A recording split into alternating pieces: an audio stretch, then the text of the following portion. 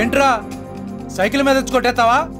Cycle మీద వచ్చి సంచలనాలు సృష్టించిన చరిత్ర మర్చిపోయారా? లేదా సైకిల్ మీద ఇంకెవడు రాడనుకున్నారా? క్రాంతి.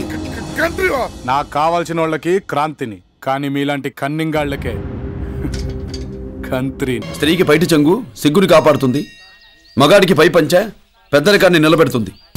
ఇలా చెయ్యి కలిపే నీ బావ గొయ్యిలో పడుకున్నాడు. గుడైపోయిందిరా, లేకపోతే పోనీ నీ ఊరి నడిబొట్టులో చూసుకుందావా? ప్లేస్ నువ్వు చెప్పినా సరే, నన్ను చెప్పమన్నా సరే, టైం నువ్వు చెప్పినా సరే, నన్ను చెప్పమన్నా సరే, ఎప్పుడైనా సరే, ఎక్కడైనా సరే.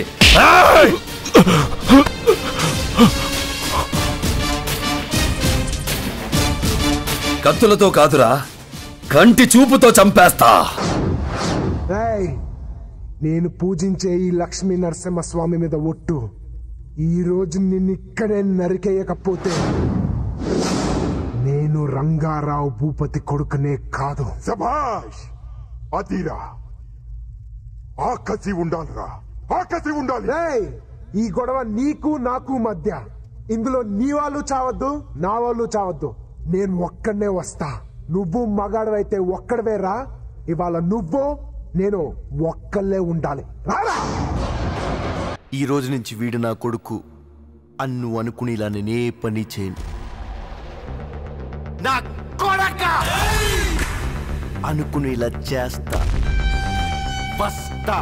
మా మంచితనాన్ని చేతగానితనంగా తీసుకున్నప్పుడే చంపిండాల్సిందప్ప. నోట్లో బీడి ముక్క, బతకడానికి కొబ్బరి చెక్క. నువ్వా నన్ను చంపడానికి వచ్చిన రౌడీవి? Just minute ma'am. మానవ హక్కులు కాపాడడం మీ ఒక్కరి బాధ్యతే కాదు, మా డిపార్ట్మెంట్ ఉన్నదే అందుకోసం. హక్కులనే కాదు, మనుషుల ప్రాణాలు కూడా కాపాడటం మా డ్యూటీ. మీరు ఇప్పుడు బాధపడుతున్నారే ఆ దుర్మార్గులు, వాళ్లే మానవ హక్కులకు నిజమైన ప్రమాదం. అందుకే వాళ్ళ అడ్డు తొలగించి మానవ హక్కుల్ని కాపాడారు. ప్రజాస్వామ్యంలో ఇలాంటి కొద్ది మంది నీచుల హక్కుల కన్నా మిగిలిన జన హక్కులు ముఖ్యం. అంతే తప్ప వాళ్ళకి మాకు ఎలాంటి విరోధం లేదు. మోరోవర్, ఈ ఆపరేషన్స్ వల్ల మాకే రిస్క్. ఓబ్లేష్ మనుషులు మమ్మల్ని చంపి తీర్తామని వాడి శవం మీద ప్రమాణం చేసినట్టు మాకు ఇన్ఫర్మేషన్ వచ్చింది. మా డ్యూటీ మేము చేసినందుకు మాకు ఇచ్చిన బహుమానం ఇదేనా? చెప్పాలంటే as far as I'm concerned వాళ్ళు మనుషులే కాదు, మృగాలు. ఇవన్నీ విన్న తర్వాత కూడా మీరు మాకు పనిష్మెంట్ ఇవ్వాలనుకుంటే మృగాల్ని చంపితే ఇస్తారే, ఆ చట్టం నుంచి ఇవ్వండి, ఒప్పుకుంటాం.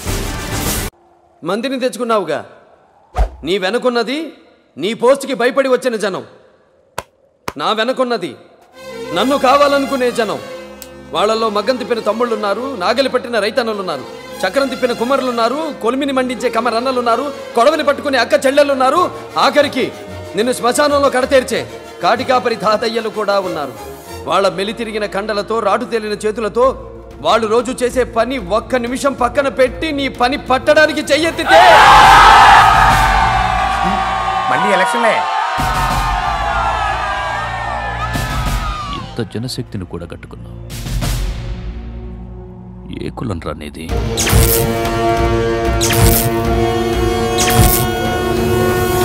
కులం పొగబెట్టి విడగొట్టాలనుకుంటున్నావా? అయితే విను.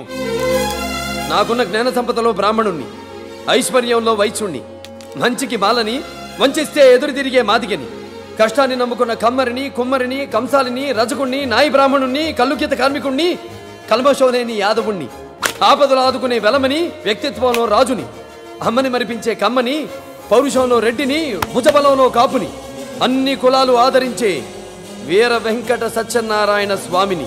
ఎన్నాళ్ళురా ఈ కుల రాజకీయాలు? ప్రజలు విసిగిపోయి ఉన్నారు. వాళ్ళని కెలకొద్దో.